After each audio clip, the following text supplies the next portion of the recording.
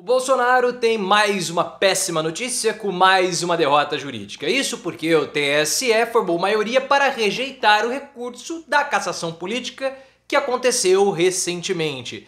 É claro, a gente sabia que o TSE iria tomar essa decisão e a gente sabe também que o Bolsonaro vai recorrer ao STF. Isso tudo é normal e é o rito também para a prisão do Bolsonaro. Então eu lamento dizer para você que a prisão do Bolsonaro ela vai demorar mais um pouquinho para acontecer, mas tudo está ocorrendo dentro do cronograma para evitar a narrativa de que o Bolsonaro é um perseguido jurídico. Essa informação de derrota, claro que agrada a você, mas você está ansioso, ansiosa para a prisão do Bolsonaro? Você o quer preso? E essas declarações que o Glaze fez sobre o TSE, atrapalha ou ajuda? Coloca nos comentários, deixe seu like se curtiu mais uma derrota do Bolsonaro e se inscreva no canal. O TSE formou maioria para rejeitar o recurso que o Bolsonaro colocou contra a sua cassação, porque o Bolsonaro foi cassado lá para junho, no fim de junho, início de julho. Parece que faz um tempão, né? O tempo voa, por isso aproveite a sua vida.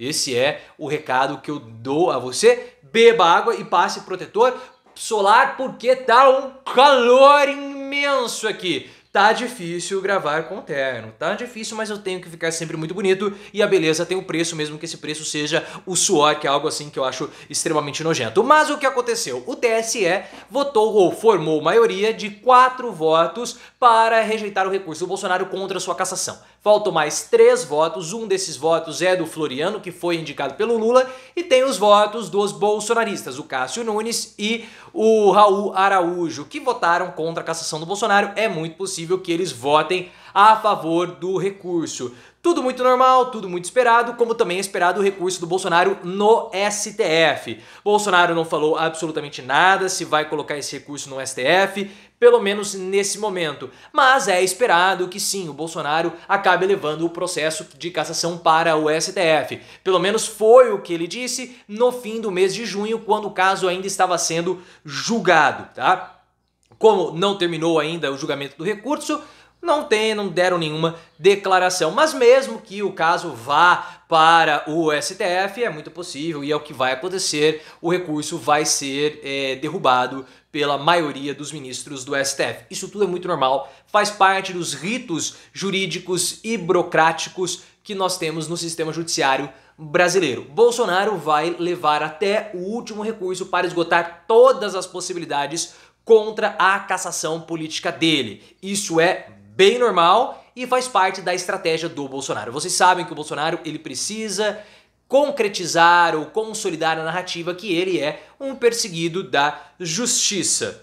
Ponto. Ele quer fazer isso. E como ele vai fazer? Esgotando todos os recursos, tentando buscar algumas possíveis contradições e também falar que não houve um entendimento universal a respeito das condenações dele. Tanto que quando houve a votação para a cassação do Bolsonaro, nós falávamos, né, que um placar de 7-0 seria devastador, havia até a expectativa de um 6-1, mas Bolsonaro foi cassado por 5-2, com Raul Araújo e Cássio Nunes jogando no lixo toda a reputação deles como ministros do TSE, porque foi uma completa vergonha. Vocês lembram que o Bolsonaro foi condenado pelaquela reunião que ele teve com os embaixadores. E vocês sabem muito bem, porque nós já estamos falando muito sobre isso aqui no canal, que a perseguição jurídica do Bolsonaro ela precisa ser propagada para o exterior por conta da tentativa de fuga. O Bolsonaro precisa conseguir algum tipo de país para recebê-lo. Tanto que os advogados do PL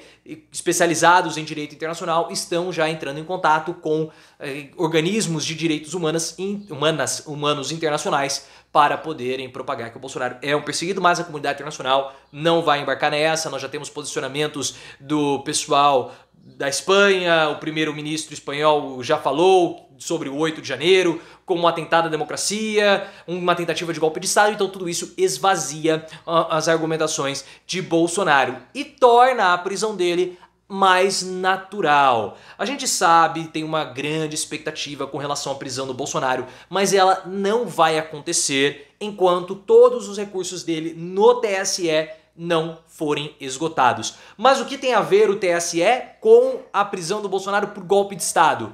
Tudo. Tudo, pessoal. Há um receio no STF que haja um assodamento para a prisão do Bolsonaro. Ninguém quer dar a brecha para o Bolsonaro consolidar essa narrativa de perseguição.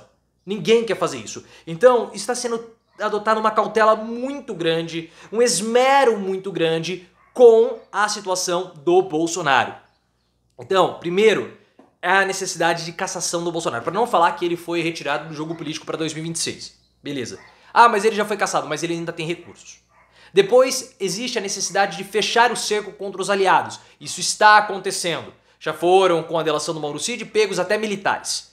E por fim, a prisão do Bolsonaro. Então tem que ser feito um caminho natural. E não há pressa para prender o Bolsonaro. Até porque a vida dele virou um verdadeiro inferno. Ele tem que ficar indo toda semana prestar depoimento, tem delação, pode pegar Michele, pode pegar os filhos. Então ele já está passando um grande sofrimento sem estar preso. Mas é uma prisão que está sendo muito bem construída e naturalizada. Agora nós temos que falar sobre a posição da Gleisi Hoffmann a respeito do TSE, o TSE que está caçando o Bolsonaro. Porque na discussão sobre a PEC da anistia, a Gleisi colocou ali palavras muito mal colocadas a respeito do TSE. Ela começou a fazer uma crítica sobre as multas que são aplicadas aos partidos, são multas milionárias que não são exequíveis. E aí a gente pode até concordar ou discordar a respeito dessa fala, tá? Cada um vai ter a sua posição. É uma crítica ou uma colocação pertinente e justa da Gleisi. Depois ela falou que o TSE quer interferir dentro dos partidos. Ela, como presidente do PT e também deputada federal, cotada para ser ministra da Justiça. Isso é importante com a saída do Flávio Dino para o STF. Também é uma crítica pertinente. Aí ela começou a falar que o TSE nem deveria existir. Porque isso é uma coisa que só ocorre no Brasil. E essa fala pegou muito mal. Não foi uma fala legal da Gleisi. Houve uma reação também dos ministros do TSE, o Alexandre de Moraes emitiu uma carta, ela fez uma meia-culpa, mas voltou a criticar, falando que a fala dela foi descontextualizada, mas que é uma discussão pertinente, coisas do tipo. E me impressiona, pessoal, essa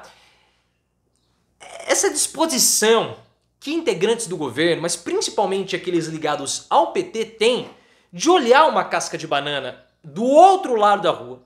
E na verdade é o seguinte, a casca de banana está atrás.